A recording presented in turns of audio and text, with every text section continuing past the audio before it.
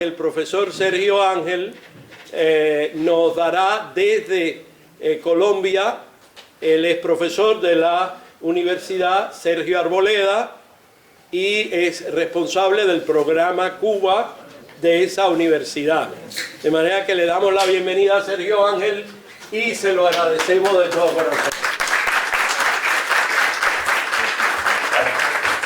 Gracias, Dago, por la presentación y por la invitación. Es una lástima que no les pueda acompañar estando allá. Yo decidí ponerle a esta presentación los efectos de la opresión sobre el daño antropológico y otros demonios.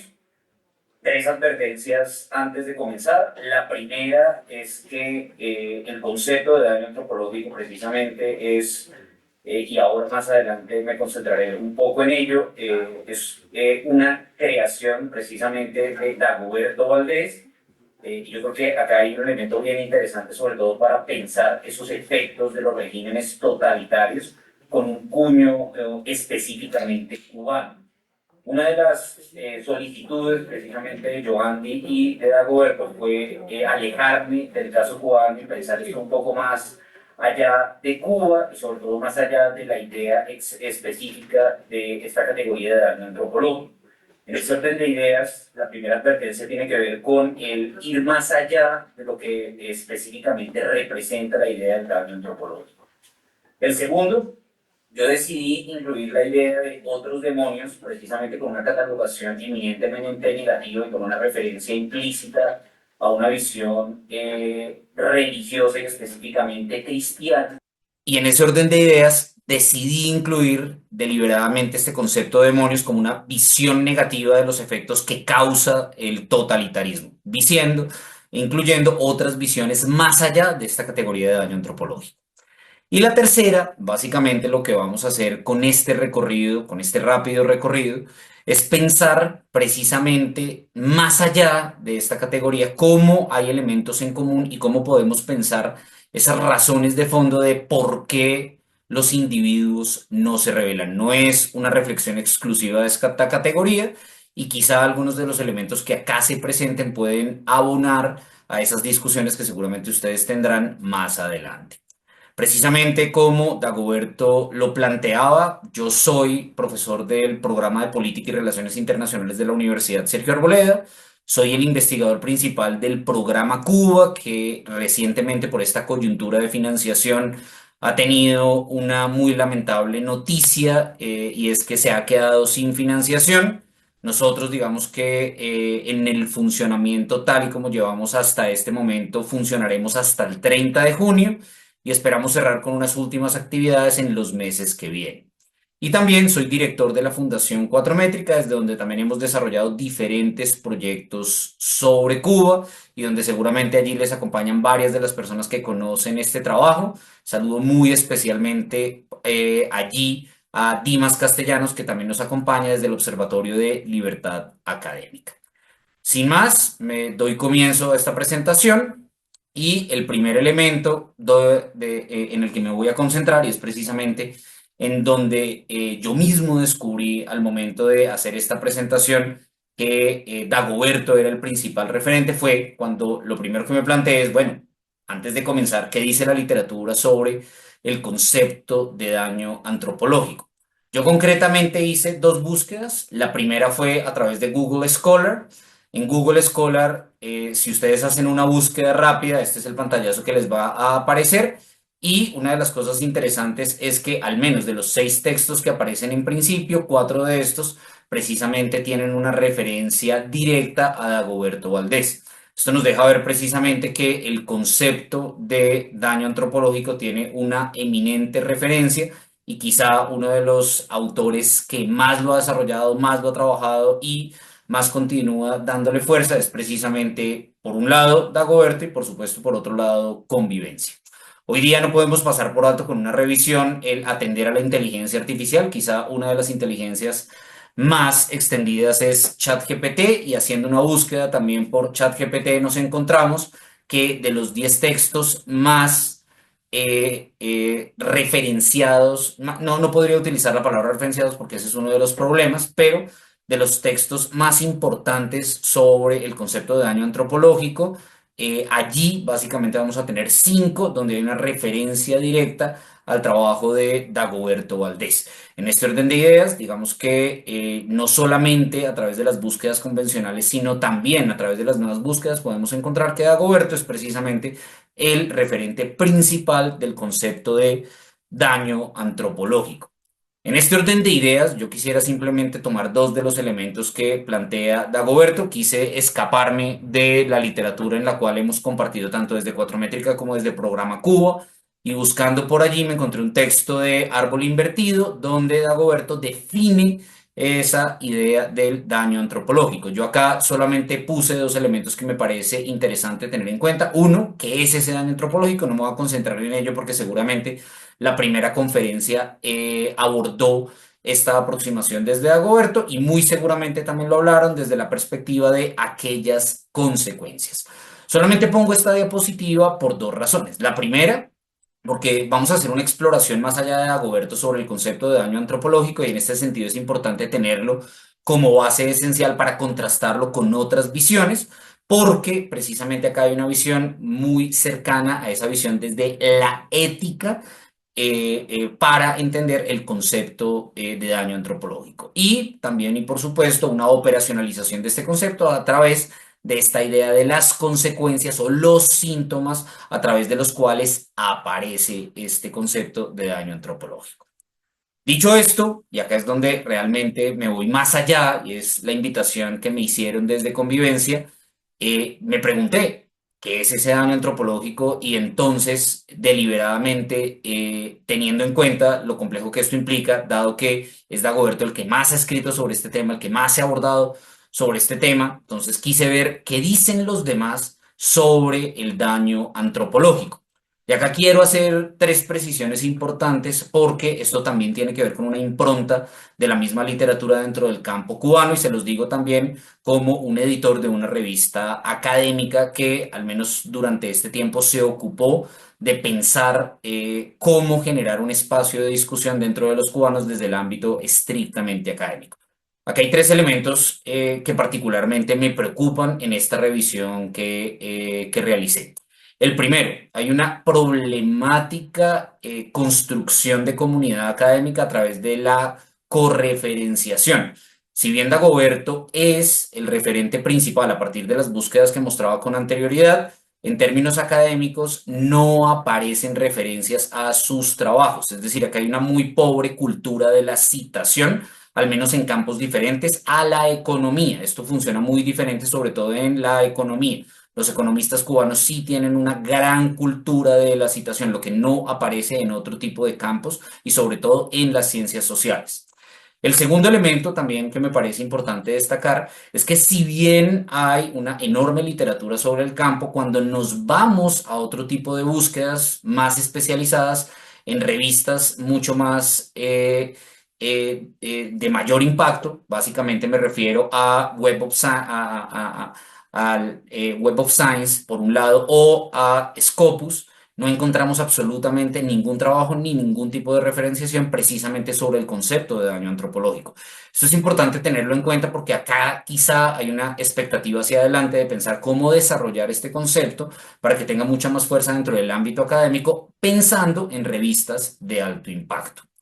Y el tercer elemento, que sí parece bien interesante y también es un diagnóstico muy claro del desarrollo y la amplitud de la sociedad civil cubana, tiene que ver con que estas construcciones de comunidad se hacen en un ámbito eminentemente divulgativo.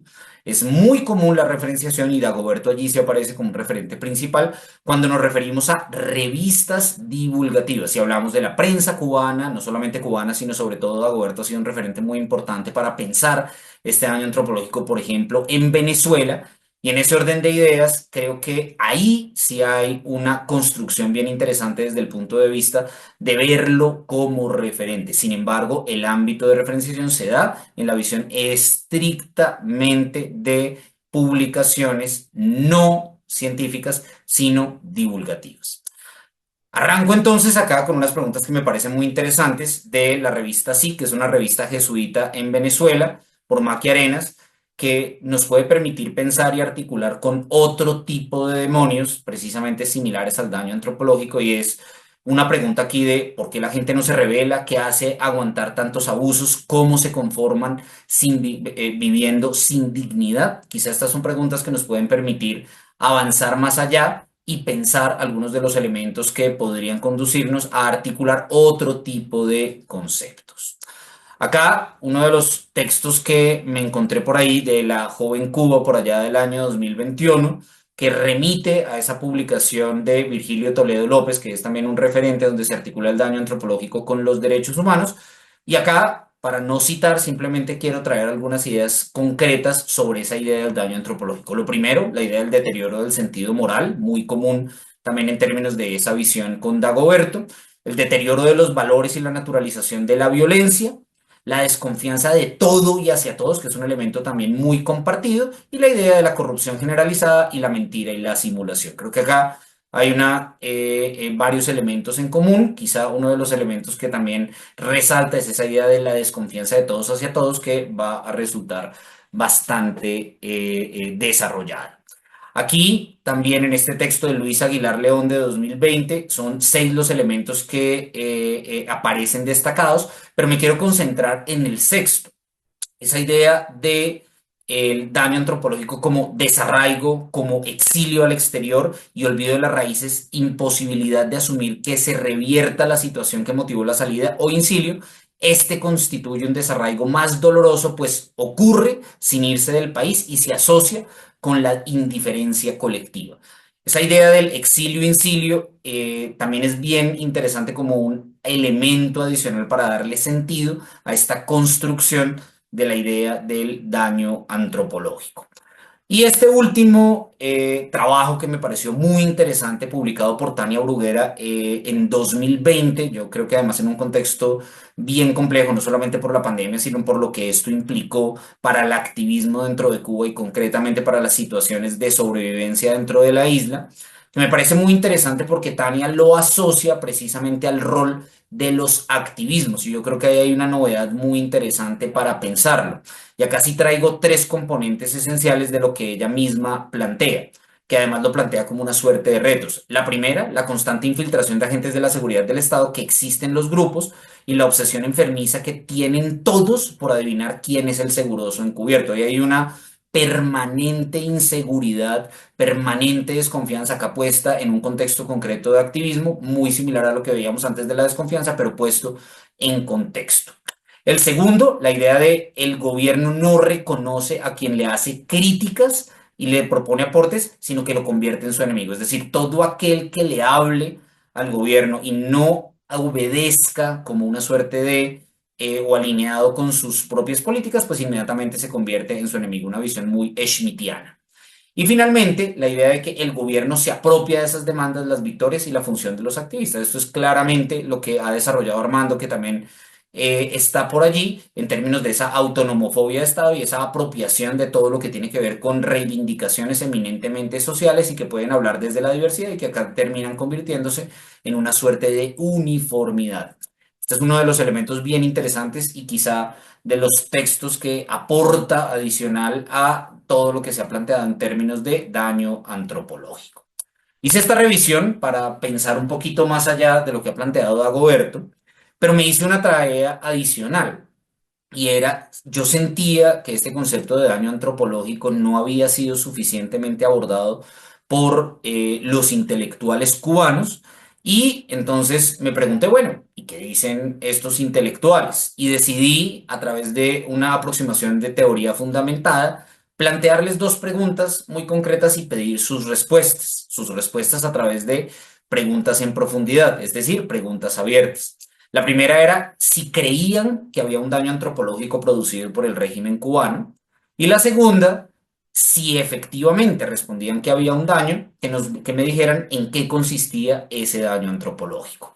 De todas las entrevistas que se hicieron, que fueron alrededor de 18 entrevistas, solamente 2 personas respondieron que para ellos no había un daño antropológico y no se habían roto los lazos de solidaridad. Sin embargo, las otras 16 entrevistas que voy a mantener anónimas como lo prometí en términos de ética hacia las personas entrevistadas, pues básicamente lo que hice fue recoger a través de una codificación abierta en algunas de las ideas principales de lo que allí se planteaba. Esta es la primera respuesta. Acá también me voy a permitir citar. Cito a la primera entrevistada. ¿Cómo los cubanos se perciben? ¿Con qué parámetros? ¿Cómo reproducen prácticas autoritarias aprendidas? Elementos de autocensura, prejuicios y naturalizaciones dentro de una sociedad altamente normada y regulada son consecuencias de la intervención directa del Estado. Después del 59 el lenguaje cambió. De señora a compañera, por ejemplo. La relación con la burocracia también, a través del paternalismo y la militancia. Las formas de legitimación cívica, la doble moral, el universo aprendido, rituales, fechas festivas, nombres de calles e institutos, formas de enseñanza, formas de consumo, cambiaron radicalmente.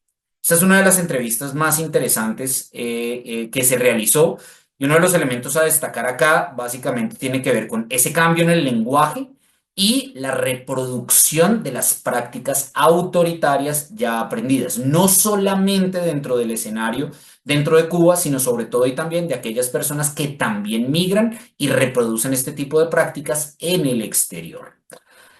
Otra de las entrevistas que quise destacar acá nos plantea lo siguiente, cito: todas las expresiones deformadas de la subjetividad y la vida social de un sujeto que se desarrolla bajo un régimen autoritario o totalitario.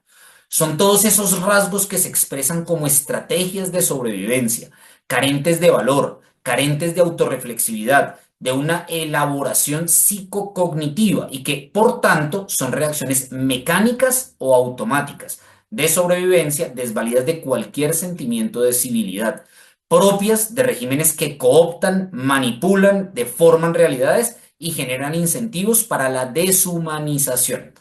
Una de las cosas que me pareció interesante de esta respuesta, pues básicamente, y que además la vamos a utilizar más adelante para intentar congregar todos estos conceptos hacia donde vamos a dirigirnos, es la idea de expresiones deformadas de la subjetividad. Yo creo que acá hay un elemento bien interesante y es lo que en teoría fundamentada podríamos llamar como un concepto in vivo o un código in vivo. Y es que básicamente no lo podríamos reproducir porque en ninguna otra de las entrevistas apareció esta idea, pero sí nos permite darle un grado de generalidad y es permitirnos pensar que la idea de daño antropológico podría más bien estar subsumida dentro de esta idea de la deformación de la subjetividad y la vida social.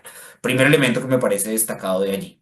El segundo, que también parece interesante acá, es cómo esta idea del daño antropológico puede ser asociado a una estrategia de la mera sobrevivencia, una estrategia de la mera sobrevivencia que termina conduciendo a los hombres o a las personas a que terminen reaccionando de manera mecánica o automática, simplemente y desprovistos de cualquier tipo de civilidad.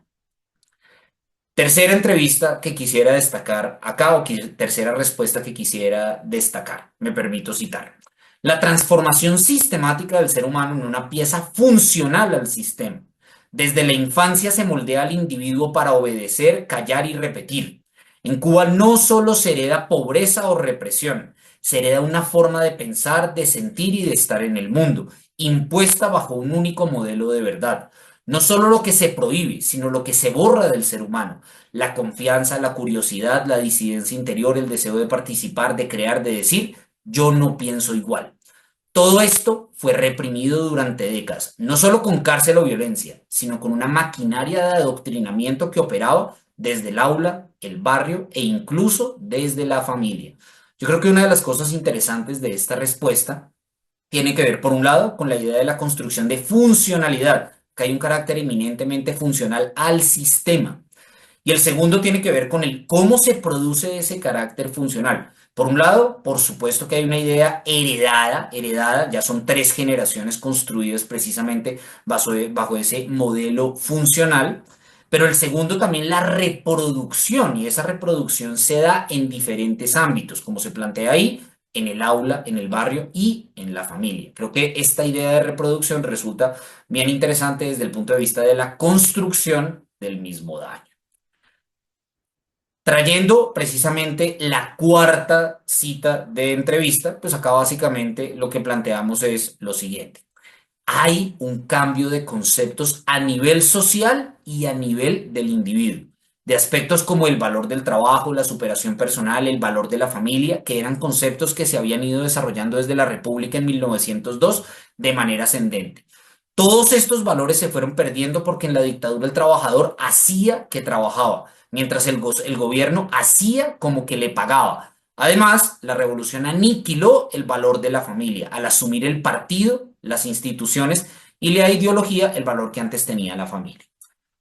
Aquí, de esa primera cita que traíamos, se introduce precisamente el cambio de los conceptos a nivel social e individual. Se concentra precisamente en tres elementos. Uno, el valor del trabajo, cómo se transforma ese valor del trabajo en el ámbito de ese socialismo cubano.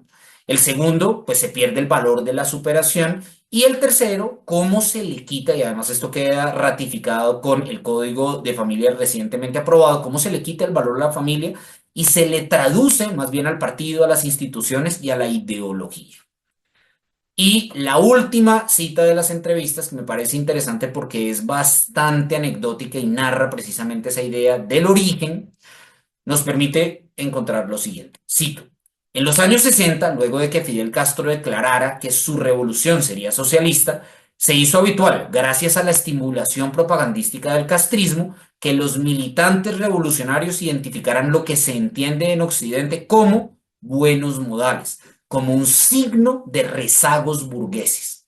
O sea, que decir buenos días, permiso antes de interrumpir una conversación, referirse a alguien como señor y no como compañero era igualado a ser un burgués. O sea, alguien que no era revolucionario y no ser revolucionario en ese contexto, incluso ser definido como alguien no revolucionario, siéndolo podía traer consecuencias muy negativas. Elemento interesante acá es precisamente esa referencia directa a lo burgués y precisamente la instalación de ese daño antropológico relacionado con lo revolucionario, una nueva cultura política, una nueva cultura social y una nueva cultura que finalmente se traducía en una transgresión de los valores heredados. Dicho esto, y a partir precisamente de un proceso de codificación abierta, pudimos establecer esta idea del daño antropológico más allá del planteamiento de Dagoberto. 6 elementos para construir un concepto de daño antropológico. El primero, la idea de las prácticas autoritarias aprendidas. El segundo, el cambio del lenguaje después del 59 como un elemento esencial para comprender lo que empezaba a transformarse como un proceso revolucionario. El tercero, las expresiones deformadas de la subjetividad en términos de esas reacciones mecánicas y de sobrevivencia. La idea de un ser humano funcional al sistema, adecuado precisamente a las mecánicas de lo que le permitía mantenerse activo y no ser condenado al exilio o al incilio. La oposición precisamente entre lo revolucionario y lo burgués y entendido entonces este daño antropológico de una forma eufemística como revolucionario. Y finalmente esa idea del cambio de conceptos pero asociado al nivel social e individual en términos de la pérdida del valor del trabajo, de la superación personal y de la familia. Entonces, 6 elementos que nos permiten repensar, ampliar o diversificar el concepto de daño antropológico, dándole una idea más allá de lo que está en este momento publicado sobre este concepto. Pero entendiendo entonces lo anterior y asumiendo el concepto de deformación de la subjetividad como una forma de subsumir el concepto de daño antropológico, entonces, ¿cómo podríamos pensar ese totalitarismo a partir de las deformaciones de la subjetividad? Y acá hay un elemento interesante y yo quisiera hacer acá una advertencia, y es que uno de los elementos interesantes del daño antropológico es que habla de la sociedad civil. Yo creo que ahí hay una visión eminentemente útil para pensar el totalitarismo porque se ha desarrollado sobre todo la relación mando-obediencia, en donde se habla, por ejemplo, desde el campo eminentemente de la autoridad. Pero acá la idea del daño antropológico conduce es a la sociedad civil. Y entonces acá hay como dos campos separados. Dicho esto, o digo esto más bien, porque uno de los elementos que más se ha trabajado también para asociar la idea del daño antropológico, y sobre esto también hay algunas publicaciones, es precisamente con el concepto de banalidad del mal. Yo acá lo quiero abordar, y ahorita lo vamos a conectar, a partir del experimento Milgram. Me permito entonces traer un pequeño video para que contextualicemos el experimento Milgram y entendamos precisamente esta idea o asociación, solamente que aquí se va a dar desde el campo de la autoridad. Stanley Milgram, one of the most influential social psychologists of the time, was particularly fascinated with the dangers of group behavior and blind obedience to authority. What is there in human nature that allows an individual to act without any restraints whatsoever, so that he can act inhumanely, harshly, severely, and in no way limited by feelings of compassion or conscience? These are questions. But he might be dead in there. The experiment requires that you continue, teacher. 330 volts. The experiments that Milgram and others conducted were controversial, and for ethical reasons may never be conducted again.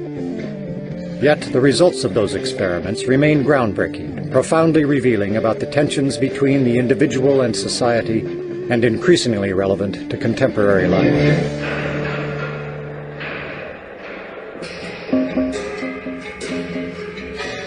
In 1962, Stanley Milgram shocked the world with his study on obedience. To test his theories, he invented an event that would become a window into human cruelty. In ascending order, a row of buttons marked the amount of voltage one person would inflict upon another. Milgram's original motive for the experiment was to understand the unthinkable. How the German people could permit the extermination of the Jews. When I learn of incidents such as the massacre of millions of men, women, and children perpetrated by the Nazis in World War II, how is it possible, I ask myself, that ordinary people, who are courteous and decent in everyday life, can act callously, inhumanely, without any limitations of conscience? Now, there are some studies in my discipline, social psychology, that seem to provide a clue to this question. The problem I wanted to study was a little different. It went a little bit further. It was the issue of authority. Under what conditions would a person obey authority who commanded actions that went against conscience? These are exactly the questions that I wanted to investigate at Yale University. It is May 1962. An experiment is being conducted in the Elegant Interaction Laboratory at Yale University. The subjects are 40 males between the ages of 20 and 50 residing in the greater New Haven area. Psychologists have developed several theories to explain how people learn. One theory is that people learn things correctly whenever they get punished for making a mistake. 40 years later, Milgram's infamous experiment, obedience, is still taught in classrooms around the world. Would you open those and tell me which of you is which, please? Teacher. Learn. All right, now the next thing we'll have to do is set the learner up so that he can get some sort of punishment. What inspired Milgram, I would say there were a number of factors. One of them is he was very ambitious. He wanted to make a mark in social psychology. And he wanted, as he wrote to one friend, he wanted to come up with the boldest experiment that he could think of. Would you roll up your right sleeve, please? This electrode is connected to the shock generator in the next room. And this electrode paste is to provide a good contact to avoid any blister or burn. Do you have any questions now before we go into the next room? About 2 years ago, I was in the Veterans Hospital in West Haven. And while there, they detected a heart condition. There's nothing serious, but as long as I'm having these shocks, how strong are they? How dangerous are they? Well, no, although they may be painful, they're not dangerous. Anything else? No, that's all. All right, teacher, would you take the test and be seated in front of the shock generator, please, in the next room? But the experiment was rigged. The victim was an accomplice of the experiment. The victim, according to plan, provided many wrong answers. His verbal responses were standardized on tape, and each protest was coordinated to a particular voltage level on the shock generator. Now, as teacher, you were seated in front of this impressive-looking instrument, the shock generator. Its essential feature is a line of switches that goes from 15 volts to 450 volts, and a set of verbal designations that goes from slight shock to moderate shock, strong shock, very strong shock, intense shock, extreme intensity shock, and finally XXX, danger severe shock. Your job, the experimenter explains to you, is to a word pair test. If he gets each answer correctly, fine, you move on to the next pair. But if he makes a mistake, you are instructed to give him an electric shock, starting with 15 volts, and you increase the shock one step on each error. Incorrect. You'll now get a shock of 105. Hard head.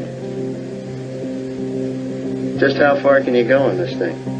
As far as is necessary. What do you mean as far as is necessary? Milgram was very much aware that obedience is a necessary ingredient for society to function, but he focused on the darker side of obedience. Incorrect. 150 volts. Sad face. Wait a minute. That's all. Get me out of here. I told you I had heart trouble. My heart's starting to bother me now. It's absolutely essential that you continue. You have no other choice, teacher. Oh, I have a lot of choices. My number one choice is that I wouldn't go on if I thought he was being harmed. Now, this man makes disobedience seem a very rational and simple deed. Now, other subjects respond quite differently to the experimenter's authority. Wrong. It's hair. 75 volts, Jim. Please continue. Some psychologists were troubled by the ethics of it. Many, if not most, subjects found it a highly stressful, conflicted experience. People are stammering, stuttering, laughing hysterically, inappropriately. 150 volts. Experiment. That's all. Get me out of here. I told you I had heart trouble. My heart's starting to bother me now. Get me out of here, please. Let me out of here. You have no right to keep me here. Let me out. Let me out of here. Let me out. Continue, please. Let me out of here. My heart's bothering me. Let me out. Let me out. Clearly, when we say people went to the top of the chalkboard, it wasn't like they were going blithely, sadistically. People went stop and go, stop and go. They were in a state of conflict, which was created a tremendous amount of stress. So that was the main critique. This will be at 3:30.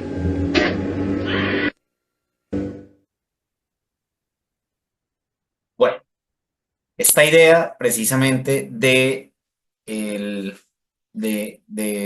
estado agéntico que se va a desarrollar precisamente a partir de Milgram también va a ser compartida desde otra dirección y en una perspectiva totalmente diferente en Eichmann en Jerusalén, que es básicamente la aproximación que va a hacer Hannah Arendt. Hay elementos interesantes porque hay aproximaciones que acercan la idea del daño antropológico con la idea de la banalidad del mal. Yo acá sí creo que hay una diferenciación y acá creo que hay un alejamiento en términos de estas dos aproximaciones, por supuesto, puesto a consideración de ustedes. La idea del estado agéntico y la banalidad del mal, por supuesto que pone de presente la idea de sujetos comunes y corrientes que pueden desarrollar actividades orientadas a partir de la obediencia que puedan conducir al daño de otros. Sin embargo, esto tiene que ver mucho más con las rutas de la autoridad y en este sentido existe una suerte de subordinación. Por supuesto que en el experimento de Milgram esta idea de la subordinación tiene que ver con un profesor, tiene que ver con una persona que opera precisamente la máquina, pero existe una relación de subordinación y una relación de autoridad. Yo creo que acá tanto la banalidad del mal como la idea del estado agéntico que se termina construyendo es y tiene que ver más bien con el hecho de que cualquiera de nosotros podría terminar desarrollando este tipo de actividades orientadas a provocar el daño en cualquier otro y simplemente se hace por una idea de la obediencia. Sin embargo, no nos permite entender por qué las personas no se rebelan, por qué las personas terminan obedeciendo, por qué las personas en la cotidianidad terminan asumiendo prácticas, por ejemplo, de doble moral. Ahora bien, En términos de la diferenciación entre la idea del estado agéntico y la idea de la banalidad del mal, dejando claro que hay una diferencia analítica en términos de cada una de estas prácticas, pues tiene que ver por un lado con el hecho de que en el estado agéntico precisamente estamos apuntando a pensar o se apuntaba a pensar como cualquier tipo de persona, un profesor, un estudiante, un ama de casa, puede provocar un daño sin que exista precisamente predeterminadamente el hecho de que sea un sociópata o un psicópata, que era un poco la preocupación que se tenía antes. Es decir, se necesita ser un psicópata o un sociópata para poder desarrollar algún tipo de maquinaria del mal, o en realidad cualquier persona podría hacerlo. Acá la respuesta tiene que ver básicamente en obediencia a una autoridad legítima. En este caso era el profesor que había desarrollado este tipo de experimento. En este sentido hay un énfasis interesante desde el punto de vista de la jerarquía, desde el punto de vista de esta obediencia. En relación con la visión de Hannah Arendt, pues básicamente lo que hay allí es más bien un proceso de deshumanización. Y ese proceso de deshumanización provocado precisamente por la burocracia, en donde cualquier persona no piensa en las consecuencias y actúa en función de esa idea de obediencia. No piensa en lo que va a pasar después o en lo que se está provocando. Yo acá me separaría entonces y volvería nuevamente a esa idea del más allá de las relaciones mando-obediencia. Acá pongo dos imágenes muy elocuentes para pensar esta diferenciación de la que les estoy hablando. El personaje nefasto que aparece allí en la imagen es Granco Arteaga, que ha sido denunciado por la Misión de Determinación de Hechos. Han sido documentados todos los crímenes de lesa humanidad. Es quizá el operador de muchos de estos crímenes en Venezuela. La pregunta acá es precisamente sobre esa relación de autoridades. Nicolás Maduro el que da las órdenes, Granco Arteaga el que las opera y el resto de los militares bajo sus órdenes simplemente lo hacen por obediencia. Acá hay un tipo de conducta muy diferente a la que termina operando en las personas que aparecen en la imagen de la derecha. Hubiéramos podido elegir cualquier tipo de cola que se hubiera desarrollado en Venezuela, pero decidí deliberadamente escoger esta porque es una cola por gasolina en un país petrolero. Si pusiéramos esta imagen hace 25 años, cuando recién llegaba Hugo Chávez a la presidencia, pues básicamente resultaría un poco ridículo pensar que los venezolanos harían colas y que incluso harían colas hoy por pagar la gasolina a precio internacional, teniendo las mayores reservas de petróleo del mundo. La pregunta es, ¿por qué los venezolanos no se rebelan? ¿Por qué un ciudadano de a pie termina acatando este tipo de direccionamientos? A mi modo de ver, las máximas de conducta, las máximas de acción no son exactamente iguales a las que funcionan desde el punto de vista de la autoridad. Y en ese sentido me separo de la idea de la banalidad del mal y del estado agéntico planteado en la visión anterior. Y entonces quiero hablar de tres deformaciones de la subjetividad que quizá pueden aportar elementos interesantes para pensar en esa conducta del ciudadano de a pie de la sociedad civil desde el punto de vista de la adecuación de la conducta.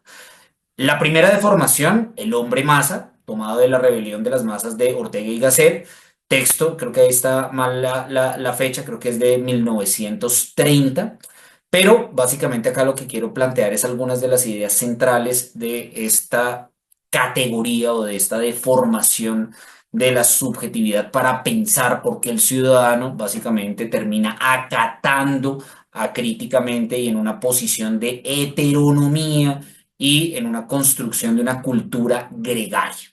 Desde esta perspectiva de Ortega y Gasset, en términos prácticos podríamos plantear que el individuo carece de individualidad. Básicamente se construye un individuo completamente orientado a la homogenización que termina vertiéndose en una masa uniforme. Un individuo que está abierto a un estado paternalista que le quite un poco ese afán, esa complejización del mundo y que al mismo tiempo le reduzca todo a una respuesta ya precisamente orientada desde esa idea del hombre masa. Esto lleva a pensar que no hay una complejización de este individuo, sino todo lo contrario, se conduce a la mayor trivialización de la cultura, una cultura del no esfuerzo. Por supuesto que acá esta idea de la hiperdemocracia lleva precisamente a pensar que el hombre masa se somete precisamente o debe someterse, acá hay una visión por supuesto bastante orientada desde una visión aristocrática a quienes son una minoría que debería gobernar y en este sentido los otros deberían tener una orientación a esa minoría educada desde el punto de vista de unos valores. Claro, acá lo que hay es básicamente un sometimiento quitando esta idea de responsabilidad. En suma, básicamente dos elementos esenciales de esta construcción de Ortega y Gasset. Uno, ese individuo que carece de autenticidad y que termina mimetizándose en la masa, y la idea de una masa que termina amenazando desde el punto de vista de eliminar cualquier tipo de autonomía y que termina conduciendo a la construcción de una barbarie organizada porque precisamente termina conduciendo a la suerte de los estados totalitarios. Segunda deformación de la subjetividad, el Homo soviéticos, básicamente producido en la obra de El fin del Homo soviéticos de Svetlana Alexievich, una publicación del año 2013 que más adelante va a conducir precisamente al Premio Nobel de Literatura. Acá un elemento interesante precisamente en la medida en que conduce a pensar ese totalitarismo, pero ese totalitarismo soviético. El primero y paradójico, lo que hace Svetlana es recoger varios testimonios de quienes vivieron ese pasado soviético y una de las primeras cosas es como una suerte de Estocolmo en el sentido de la nostalgia por ese pasado. A partir de esa nostalgia se desarrolla este concepto de lo que podríamos llamar como el Homo soviéticos, de lo que era este hombre y cómo lograba vivir este hombre dentro de la sociedad soviética. Y creo que acá hay varios elementos en común de lo que podríamos pensar en términos de esa deformación de la subjetividad. Por ejemplo, un elemento en común, la doble moral. Cómo, por un lado, hay una actuación pública acorde a las disposiciones del régimen y otra, básicamente, en el ámbito de lo privado, donde básicamente hay una enorme desconfianza, pero al mismo tiempo una adecuación desde el punto de vista de la sobrevivencia. Entonces, ese comportamiento bajo dos máximas diferentes que concuerdan precisamente con la idea también del daño antropológico. El segundo, que tiene bastante que ver también con la idea del hombre masa, y es la pérdida de la identidad individual. Hay una anulación por completo del individuo y el individuo termina vertiéndose en la idea del colectivismo. En últimas, se renuncia a cualquier tipo de autonomía y se aboca el individuo a una construcción completamente heterónoma. Hay una justificación del sufrimiento y yo creo que acá también hay un elemento interesante, es entender que lo que se está haciendo, lo que se está viviendo, es simplemente para llegar algún día a ese socialismo que nunca llega, que nunca llegó, pero que en últimas justifica todo ese sufrimiento presente y que permite legitimar y entender la complejidad de lo que se vive. El cuarto tiene que ver con una construcción bastante personalista, hay un culto al líder. Acá, si bien hay una responsabilidad entregada, quitar esa responsabilidad al individuo y entregarla a manera de hombre masa a un tercero que se va a ocupar de garantizar el bienestar. Paradójicamente, por un lado, se entrega, se cree en ese líder, pero por el otro lado, al mismo tiempo no se le puede cuestionar, es decir, no hay una suerte de accountability, sino por el contrario, se le entrega ciegamente a ese líder la responsabilidad sin hacer ningún tipo de veeduría. Y finalmente, y esto es bien interesante porque tiene que ver con el cierre del contexto, es decir, esa idea de la cortina de hierro, que hace que en últimas el ciudadano viva paranoico, que tenga desconfianza y por supuesto hay una desconfianza hacia el otro y hacia los otros, hacia lo otro. ¿Eso qué implica? Pues que básicamente en el contexto precisamente de la Unión Soviética había un miedo hacia lo occidental, pero era un miedo que terminaba conjugándose también con el desprecio. Ese desprecio producido básicamente por la diferencia, por entender que el otro podía tener un comportamiento no acorde a, entendiendo que había un comportamiento uniforme, que todos actuaban de la misma manera, pensar en el otro diferente, pues esto genera enormes desconfianzas. Y el tercero, o la tercera deformación de la subjetividad, acá quise volver sobre una autora cubana que me parece interesante también para conjugarlo, y es la idea del síndrome de la esperanza fallida. En el libro de Daina Chaviano del hombre, la hembra y el hambre, precisamente se desarrolla esta idea del síndrome de la esperanza fallida.